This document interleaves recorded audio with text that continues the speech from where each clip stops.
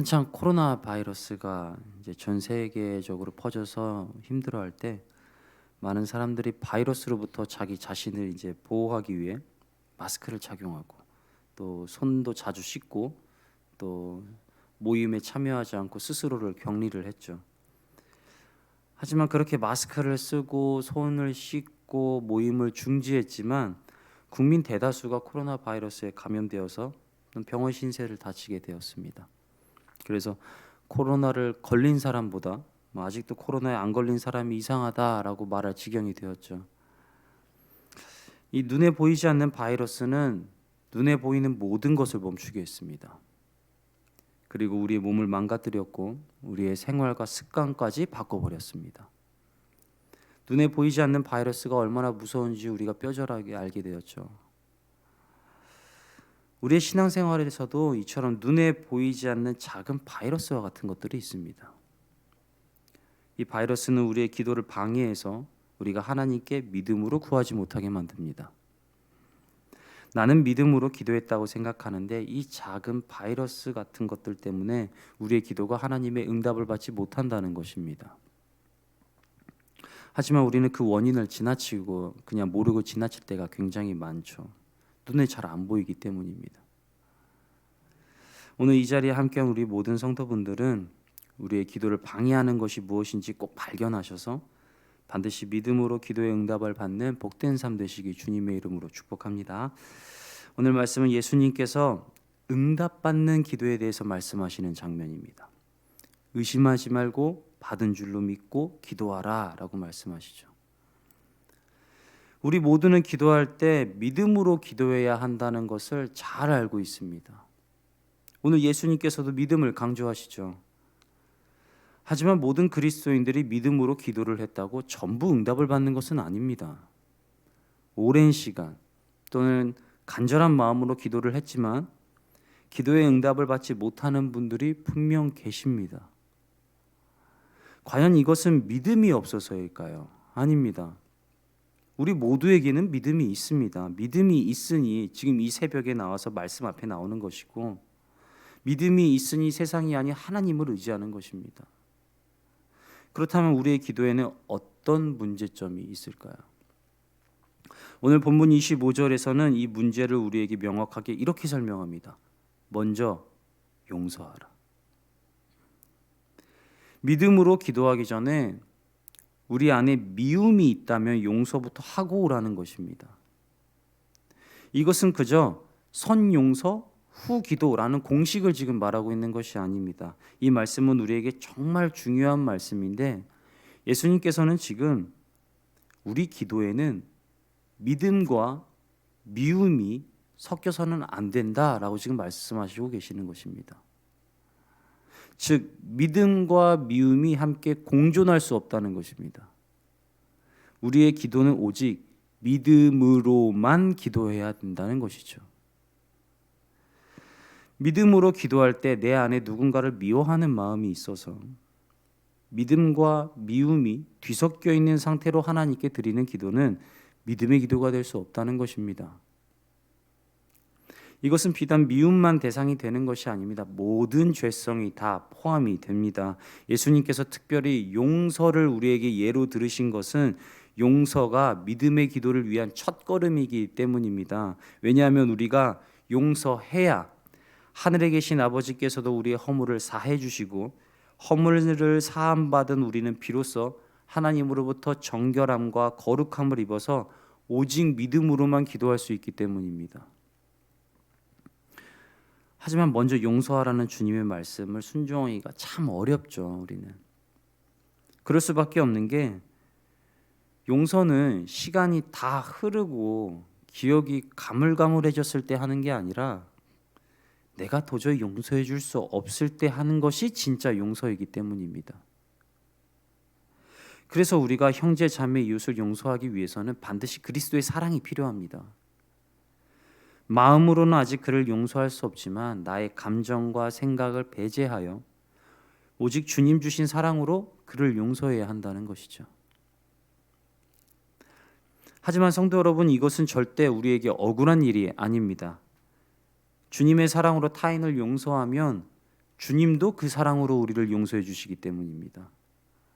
본문 25절에서 예수님은 용서하라, 그리하여야 하늘에 계신 너희 아버지께서도 너희 허물을 사하여 주시리라 라고 말씀을 하고 계십니다. 그래서 오직 믿음으로만 기도하기 위해서는 우리에게 반드시 그리스도의 사랑이 필요합니다. 이 사랑이 우리 안에 담겨졌을 때 우리는 공동체를 사랑하게 되고 용서하게 되며 자신의 뜻이 아닌 하나님의 뜻을 바라보게 되는 것이죠. 하지만 만일 우리가 그리하지 못한다면, 만일 믿음과 미움과 죄성이 뒤섞여 있다면 우리의 기도는 믿음의 기도가 될 수 없습니다. 그리스도인들의 기도에서 가장 많은 오류가 생기는 부분이 바로 이 부분입니다. 우리는 믿음으로 기도하면 된다고 생각하지만 예수님께서는 분명하게 믿음으로만 기도하라고 말씀을 하고 계십니다.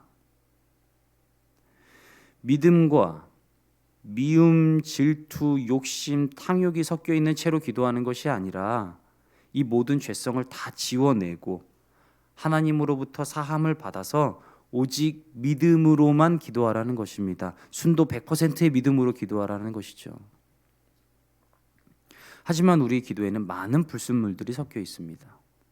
눈에 보이지 않는 작은 바이러스가 눈에 보이는 모든 것을 멈춰버렸듯이 이 작은 죄성 때문에 우리의 기도는 늘 제자리 걸음을 하게 만듭니다.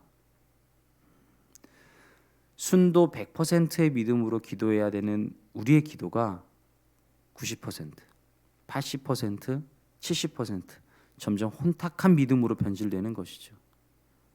이것은 믿음의 기도가 될 수는 없습니다. 오늘 본문과 똑같은 내용이 마태복음과 또 누가복음에도 기록되어 있는데, 먼저 마태복음 17장 20절에서 예수님은 진실로 너희에게 이르노니 만일 너희에게 믿음이 겨자씨 한 알만큼만 있어도 이 산을 명하여 여기서 저기로 옮겨지라 하면 옮겨질 것이요 또 너희가 못할 것이 없으리라 라고 말씀을 하십니다.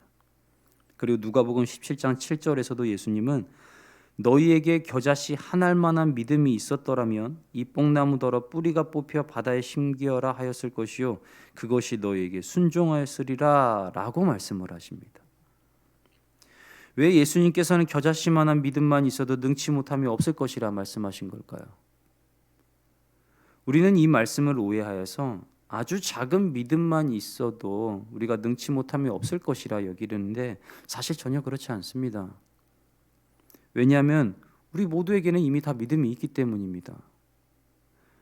어쩌면 겨자씨보다 더 큰 믿음이 우리에게 있을지도 모릅니다. 하지만 그럼에도 불구하고 우리의 기도가 믿음의 기도가 되지 못하는 이유는 예수님께서 말씀하신 겨자씨 믿음은 겨자씨라는 크기를 말하는 것이 아니라 비록 믿음이 겨자씨만할지라도 그 믿음이 순도 100%의 믿음이라면 능치 못함이 없을 것이라고 지금 말씀하시고 계시는 것입니다. 다시 강조합니다. 예수님께서 말씀하신 겨자씨 믿음은 겨자씨만한 믿음이라 할지라도 그 믿음이 순도 100%의 믿음이라면 그 기도는 반드시 응답될 것이라고 말씀하신 것입니다. 이 말은 반대로 우리가 아무리 큰 믿음을 가지고 있다 할지라도 그 믿음에 미움과 질투와 탐욕과 자신의 뜻과 계획과 죄성이 섞여 있다면 그 기도는 믿음의 기도가 될 수 없다는 뜻이기도 합니다. 즉 믿음의 기도는 믿음의 크기가 중요한 것이 아니라 믿음의 순도가 중요하다는 것이죠. 우리의 기도는 믿음으로가 아니라 믿음으로만 되어야 하는 것입니다. 우리는 믿음의 반대말인 의심만 없으면 된다고 생각하지만 예수님께서는 의심뿐만 아니라 미움조차 있으면 안 된다고 말씀을 하시고, 그리고 더 나아가 우리 안에 있는 모든 허물을 먼저 사함을 받고 나서 그 다음에 믿음으로만 기도해야 된다고 오늘 말씀하고 계시는 것입니다. 그래서 우리의 기도는 매일매일 연단에 들어갑니다. 오직 믿음만 남기까지 주님께서는 우리를 연단 가운데 두셔서 그리스도의 사랑으로 모든 죄의 찌꺼기를 태워버리길 원하십니다. 금이 14K, 18K가 아닌 순금이 되기까지는 여러 차례 불에 들어갔다 나와야 합니다. 모든 불순물이 불에 타고 오직 금만 남았을 때 우리는 비로소 그 금을 순금이라고 말합니다. 이와 마찬가지로 하나님께서는 우리의 믿음에 섞여 있는 모든 죄성이 다 타고 오직 믿음만 남을 수 있도록 우리의 삶을 연단하십니다. 그리고 그 연단을 통해 그리스도의 사랑을 우리에게 품게 하십니다. 그러므로 사랑하는 성도 여러분, 연단을 피하지 마십시오. 오히려 욥과 같이 연단을 기뻐하셔야 합니다. 우리의 믿음의 순도를 높여줄 연단을 기뻐하셔서 그리스도의 사랑을 품을 수 있도록 늘 주께 간구하시길 바랍니다. 우리에게 그리스도의 사랑이 풍성해진다면 우리의 믿음은 반드시 단단해질 것입니다. 우리의 믿음도 성경에 기록된 믿음의 조상처럼 하나님의 때와 뜻을 감사와 기쁨으로 기다릴 수 있는 믿음으로 성장할 수 있다는 것이죠. 오늘 우리가 기도할 때에 우리의 기도에는 어떤 불순물들이 섞여 있는지 꼭 찾아보시기를 바랍니다. 우리 모두는 다 믿음으로 기도하지만 그럼에도 불구하고 응답받지 못하는 것은 믿음으로만 기도하는 것이 아니기 때문이란 걸 꼭 기억하십시오. 우리는 반드시 오직 믿음으로만 기도할 수 있도록 모든 불순물들을 주님 앞에서 제거해야 합니다. 불과 1년 전만 해도 우리는 어디를 들어가나 알코올로 손을 씻었습니다. 눈에 보이지 않는 바이러스를 죽이기 위해서 우리는 늘 소독부터 했습니다. 우리의 기도 습관도 이렇게 되어야 합니다. 우리의 믿음에는 뒤섞여 있는 이 보이지 않는 죄성, 우리가 느낄 수조차 없던 이 죄악들을 말끔하게 제거할 수 있도록 우리는 먼저 그리스도의 사랑을 구하여서 공동체 안에서 용서와 사랑을 베풀고 또 이런 우리의 모습을 긍휼히 여기시는 하나님 아버지께 우리 안에 있는 죄를 사함받아서 오직 믿음으로만 기도할 수 있는 기도 습관이 우리에게 있어야 합니다. 믿음으로 기도하기 전에 오늘 말씀하신 것처럼 용서부터 하십시오. 그리고 믿음으로 기도하시기 전에 오늘 말씀처럼 하나님께 죄사함부터 받으십시오. 그래야 한다면 우리의 기도는 순도 100%의 믿음의 기도가 되어서 하나님의 뜻과 계획 안에서 기쁨과 평안과 은혜를 누릴 수 있는 기도가 될 것입니다. 우리 세상예배 리레교회 모든 성도님들의 기도가 오직 믿음으로만 드려지는 기도가 되어서 하나님께서 기뻐 받으시고 능치 못함이 없는 놀라운 기도가 되시기를 주님의 이름으로 축복합니다.